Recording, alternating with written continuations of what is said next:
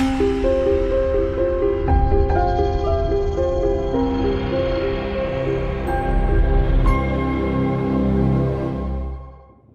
दोस्तों, IN talks में आपका स्वागत है। मैं हूं राजीव शर्मा और मेरे साथ आज है इस देश की एक अजीमुशान शख्सियत प्रोफेसर कपिल कुमार। दरगाह की आड़ में पीएफआई और एसडीपीआई के लोग शामिल हो गए हैं और पीएफआई के मेंबर्स बन गए हैं। दरगाह नशीन जो लोग हैं, खादिम लोग जी, इस पर आप कैसे? नहीं, वो तो रेडिकलाइजेशन, मतलब जो आपने फेडरलिज्म वर्ड कहा है जी, तो पाकिस्तानी एजेंट आ रहे हैं, बाहर के लोग आ रहे हैं, पैसा आ रहा है, ये काम हो रहा है। मेरी एक साहब से बात हो रही थी, उन्होंने एक बिरयानी की दुकान शुरू कर दी। गया बिरयानी खाने, बात चल पड़ी, मैंने पूछा भाई कहां से आए? सब बोला दुकान से। क्यों आए? सब वहां कोई काम धाम नहीं। तो हमको एक मस्जिद वालों ने 1 लाख रुपए दिए और ये कहा दिल्ली में जाके बस सामने आया। मैंने 5,000 रुपए की दुकान किराए पे ले ली। बीवी मेरी बिरयानी बना देती है, ये बर्तन खरीद दिए, दिन की कमा देती है। बड़ी अच्छी बात है। मैं कहा उन्होंने क्या वहां तुमको वोट बनवाने के लिए मिला? हाँ जी, दिल्ली में उन्होंने कहा वोट बनवाना। इसका क्या अर्थ है?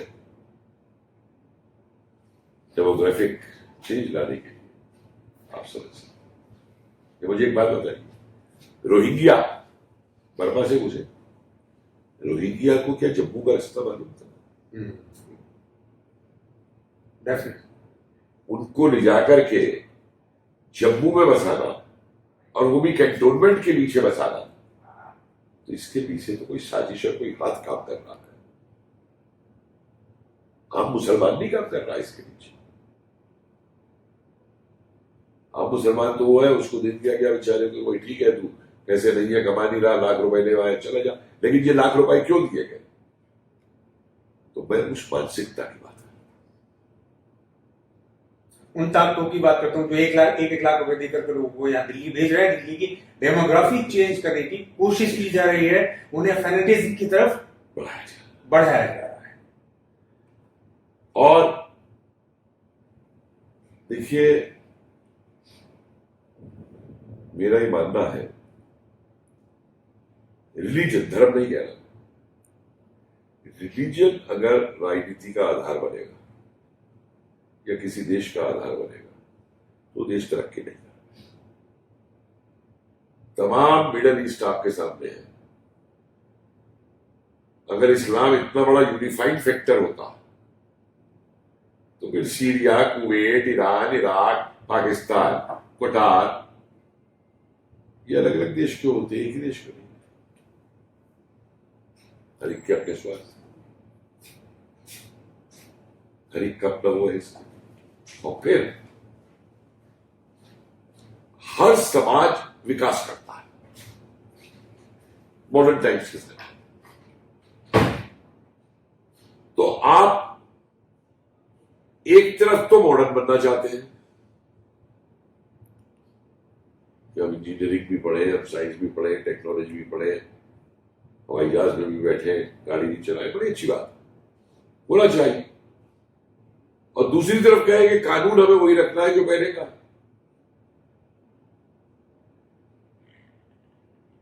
ये तो एक कॉन्ट्रडिक्शन है ना आपस में।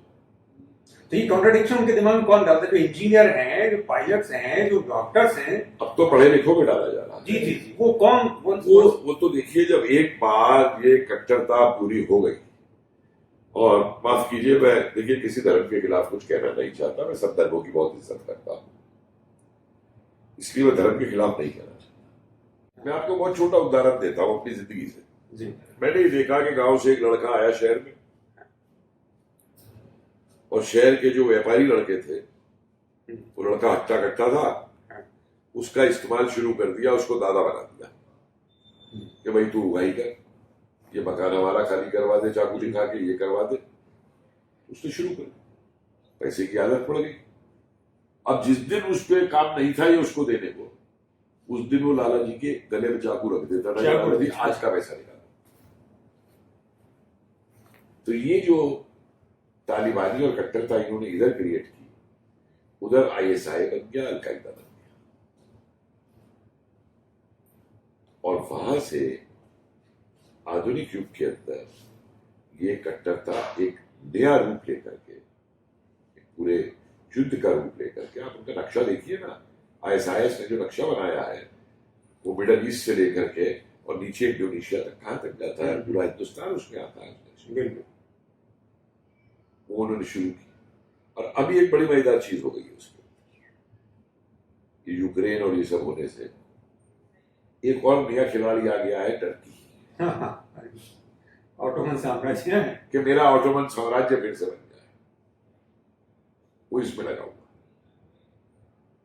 और मजे की बात आप देखिए कि ये जो कट्टरता है, चाहे पाकिस्तान की हो, चाहे हमारे यहाँ के मुल्लाओं की हो, कुछ की, चाहे वो आईएसआईएस वालों की, अलकायदा वाले की हो, चीन के खिलाफ इनके मुंह से एक शब्द नहीं निकलता कि चीन में आजाद भी बंद है। कुलगार के साथ चीन क्या कर रहा है, कैंप बना रहा है, हटा रहा है, कर रहा है, क्या कर रहा है, वहां इनकी आवाज बंद। और एक और चीज मैं आपसे यहां बताना चाहूंगा, बांग्लादेश में तो मुसलमान थी ना इस दिन, क्या किया पाकिस्तानी सेना ने बांग्लादेश में? क्या घोषणा की थी कि अब इनकी नस्ल बदल देंगे? तो आपने तो अपनी मुसलमान स्त्रियों को नहीं छोड़ा भाई। यही कश्मीर में किया था इन लोगों ने, पहले हिंदुओं से किया, सिख स्त्रियों से किया, और फिर मुस्लिम स्त्रियों से किया, और उन्हें उठा उठा के ले जाने लग गए, बेचने के लिए ले गए। तो बांग्लादेशी तो तुम्हारे मुसलमान थे भाई। आज तुम टेररिस्टों से कश्मीर में कहीं मारे हैं पुलिस पे, मुसलमान नहीं। तो यहां तुम्हारा बल इस्लाम कहां चला है? इस चीज को लेकर तो ये एक मानसिकता उभरी है, और इस मानसिकता को जिस तरीके से अब बढ़ाया जा रहा है, उसके पीछे देखिए कई कारण और हैं जो इस मानसिकता को उभारते हैं। क्यों उभारते? अपनी राजनीति चमकाने के लिए, अपने कुनबे के लिए फायदा उठाने के लिए। मैंने एक सवाल उठाया था, मैं इस्लामिक कॉलेज मद्रास में बोल रहा था, किसी एनजीओ ने मुझे बुलाया था। मैंने मान लिया मुसलमानों में गरीबी, रोजगार नहीं मिलता, आप क्या कोई लड़की पढ़ लिख जाए, एमएससी कर ले तो शादी को लड़का आसानी से नहीं मिलता। लेकिन मुझे दो सवालों में, जो लोग आपके नाम पे राजनीति करते हैं, आपके ठेकेदार बन के, उनके कुनबों के पास इतना पैसा कहां से आता है? उनके बच्चे तो कॉन्वेंट स्कूल में पढ़ेंगे, अमेरिका में पढ़ेंगे, और आपको कहेंगे अपने बच्चे को मदरसे में पढ़ाओ। मैंने कहा जिस दिन आप उनके गिरबान में हाथ डाल करके इस सवाल का जवाब मांग लेंगे, उस दिन ये हिंदू मुस्लिम झगड़ा खत्म हो जाए। इसलिए उनको ये सूट करता है, जो ऊपर की लीडरशिप है, ओवासी जिस तरीके से रोज बोलते हैं, अरे भाई इतने बड़े लीडर हैं आप, तो देश के लीडर क्यों नहीं बनते? केवल मुसलमानों के लीडर क्यों बनते हो आप? क्या एक तरफ आप कहते हैं कि हम इस देश के नागरिक हैं, तो भाई देश के लीडर बनो ना, फिर सबकी बात करो ना, फिर खाली मुसलमानों की बात क्यों करते हो? एक बात मैंने बात समझाई, और मैं कहा आप कहीं जो भी चले जाए दुनिया के अंदर, एक बात मत भूलिए, आपकी पहचान हिंदुस्तानी मुसलमान की ही रहेगी, इंडियन मुस्लिम की ही रहेगी। आप हज पे भी जाते हैं तो आपको इंडियन मुस्लिम कर दिया, इंडियन करना, इंडियन से। तो इंडियन की जो आइडेंटिटी है वो आपसे कभी हटेगी नहीं। इसलिए थोड़ा, अच्छा, वो तो ये कहते हैं ना कि हमने तो 700 साल शासन किया है, तो हम तो शासक हैं। तो कहां शासन किया और कहां शासन किया मुझे बताएगा कोई? ऐतिहासिक बात करे ना मेरे आकर, कि दिल्ली में बैठ करके, अरे जाटों तक ने विद्रोह करके दिल्ली में भरतपुर और इधर ऐसी तैसी कर दी थी औरंगजेब की। मैंने कहा ना, नॉर्थ ईस्ट में कभी शासन नहीं कर पाए, साउथ में शासन नहीं कर पाए कर। राजस्थान में शासन था क्या इनका? सारे इंडिपेंडेंट थे, तो राजस्थान तक नहीं जीत पाए भाई। हिमाचल जीता था इन्होंने, चढ़ ही नहीं पाए। बंगाल जीता था इन्होंने, या आसाम जीता था इन्होंने, तो कहां राज किया भाई? ये क्या गलत फहमी फैला रखी है कि इन्होंने पूरे हिंदुस्तान पे राज किया। चलिए अब दूसरे सवाल में आते हैं। दरगाहों को हिंदू मुस्लिम भाईचारे का प्रतीक माना जाता रहा है। उन्हीं दरगाहों से अब नारे निकलते हैं सिर तन से जुदा, और ये नारे उस दरगाह के खादिम भीड़ से निकलवाते हैं। तो क्या अब भी ये दरगाहें भाईचारे का प्रतीक मानी जाए? देखिए ऐसा है, दरगाहें सूफी धर्म से निकली जी, और सूफी धर्म सूफी सूफी धर्म को इस्लाम ने जी कभी अपना अंत नहीं माना, हमेशा सूफी धर्म का विरोध किया। आप अगर फर्क देख लें औरंगजेब और दारा शिकोह में, जी तब से लड़ाई आपको मिली। जी दूसरी तरफ आप देखें कि अकबर ने चित्तौड़गढ़ जीतने के बाद जी 40,000 हिंदुओं का कत्लेआम हुआ था वहां पे। जी वो सबसे पहला काम यही करता है कि अजमेर शरीफ पे आकर के सज्जा करता है, सजदा करता है। या पृथ्वीराज चौहान के खिलाफ दरगाह ने मोहम्मद गोरी का साथ दिया। लेकिन फर्क ये हुआ कि जैसे आपने कहा कि जो दरगाहें प्रतीक मानी जाती थी हिंदू धर्म एकता की, भाईचारे की, सम्मान आशय के, आज उन दरगाहों में ये स्थिति हो गया जी। इसके पीछे भी 3-4 कारण है। एक तो मैं आपको बताऊं, किसी देश का अगर कोई नागरिक किसी दूसरे देश में जाके खो जाता है तो देश हल्ला मचा देता। समझ सकते हैं, अमेरिकन सिटीजन को कोई हो जाए तो अमेरिका तो हल्ला मचा देगा, लड़ाई तक करने को तैयार हो। लगभग 2 लाख पाकिस्तानी इस देश में वीजा लेकर के आए हिंदुस्तान का प्रॉपर्टी। या तो कई लाख लेके आए होंगे, लेकिन उनमें से 2 लाख जो है वो इस देश में गायब हो, पता नहीं चला। ये तो सही बात करें आप, ये साइड खबरें भी खूब चली। अब उनमें कितने स्लीपिंग एजेंट हो, कितने ISI के एजेंट हो, क्योंकि वो एक बड़े सोफिस्टिकेटेड तरीके से काम कर रहे हैं। आपने देखा ना श्रीलंका में वो डॉक्टर पकड़ा गया जो स्त्रियों का ऑपरेशन ही कर देता था, दूसरे धर्म की आती थी तो उनका वो बच्चे ना पैदा करते। तो इस फेटिज्म के, टेररिज्म के कई रूप है आजकल। वो केवल बंदूक का टेररिज्म नहीं है, मुझे बंदूक के टेररिज्म से कोई डर नहीं। क्यों डर नहीं है? कि उस टेररिस्ट से तो मेरा जवान लड़ रहा है और लड़ देगा। दिक्कत है वो मानसिकता जो इस टेररिस्ट को पैदा करती है, और जब तक उस मानसिकता को आप दूर नहीं करेंगे, आप 4 टेररिस्ट मारेंगे, 4 और पैदा हो जाए, 8 और पैदा हो जाए। और एक के साहब ने एक बहुत महत्वपूर्ण सवाल उठाया मेरे आगे पिछले हफ्ते। उन्होंने कहा भाई पाकिस्तान को हिंदुस्तान पे ये सब हमले करने के लिए अस्त्र को हम दो। मैं एकदम चौंक गया, ये आप क्या कह रहे हैं साहब, हम कैसे अस्त्र दे रहे? वो बात मेरे दिमाग में नहीं आई। बोले भाई ये जो कट्टरता है ये किसका नतीजा है? ये उस सोच का नतीजा है जो देवबंदी पैदा कर रहे हैं, जो बरेलवी पैदा कर रहे हैं, और उस सोच को पाकिस्तान भेजते हैं, और पाकिस्तान उसके बेस पे टेररिस्ट ट्रेन करता है और आपके यहाँ हिंदुस्तान भेजता है। तो पहले अपने यहाँ तो ठीक करिए। पाकिस्तान तो भेजेगा ही भेजेगा आपका दुश्मन, लेकिन अपने यहाँ तो ठीक करिए। अच्छा, मेरा तीसरा सवाल, क्योंकि बात बहुत ज्यादा लंबी होती जा रही है। दरगाह हिंदू मुस्लिम भाईचारे का प्रतीक रही है, हमारी चर्चा हो चुकी है, लेकिन क्या ये दरगाहें हिंदुओं को मुसलमान और मुसलमानों को कट्टर मुसलमान बनाने का इंस्ट्रूमेंट भी रही?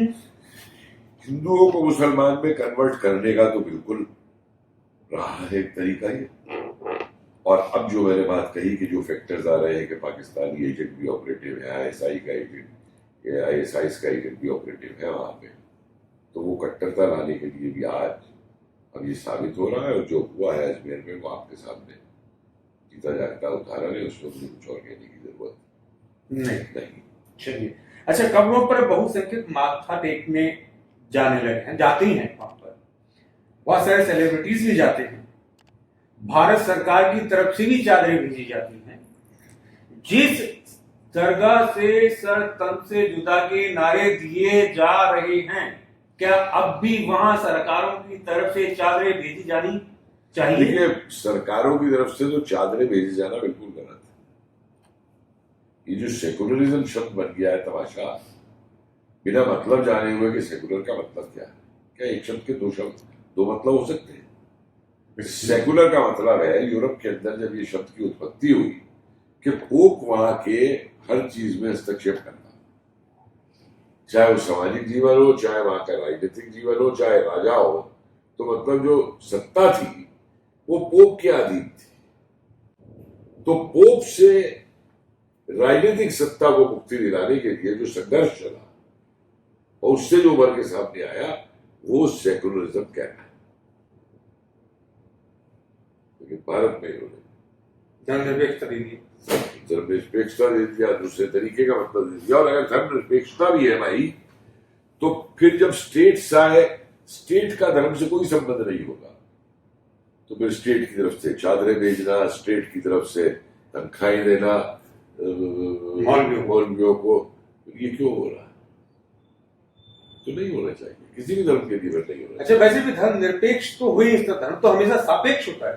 देखिए, धर्म शब्द की जो परिभाषा है वो बहुत गलत हमारे अंग्रेजी का ट्रांसलेशन लगा है। जो टर्म्स हम यूज करते हैं ना, जैसे मैंने रेडिकलाइजेशन और फेडरलिज्म कहा, इसी तरीके से शब्द रिलीजन के साथ दिक्कत है। रिलीजन का अर्थ अगर अंग्रेजी का मुझे हिंदी में करना है तो संप्रदाय या पंथ से करूंगा, धार्मिक संप्रदाय, धार्मिक पंथ से। लेकिन धर्म एक बहुत विस्तृत शब्द है। अगर धर्म केवल हिंदू है या मुसलमान है या ईसाई है, तो मुझे बताइए हिंदू ग्रंथों के हिसाब से और हिंदू परंपरा के हिसाब से राज धर्म क्या है, पितृ धर्म क्या है, पुत्र धर्म क्या है, शिष्य धर्म क्या है, गुरु धर्म क्या है? ये धर्म जो है ये तो एक पूरे समाज के आचरण की एक व्यवस्था है, जो चेक्स बैलेंस रखने के लिए है, एक दूसरे का सम्मान करने के लिए है, एक दूसरे को समर्थन देने के लिए है। तो ये तो एक बहुत बड़ी व्याख्या है धर्म शब्द। उसको केवल आप पंथ से जोड़ करके और धर्म की उपमा दे दें, ये भी एक हमारे मस्तिष्क में जो ब्रह्म साहब लोग थे, मैं बोलता हूं कि जो कॉलोनियल हैंगओवर है, ये उसका नतीजा है। तो दोस्तों, आज के एपिसोड को हम यहीं समाप्त करते हैं। मुझे और मेरे सहयोगी अश्वनी साहू को दीजिए इजाजत। नमस्कार।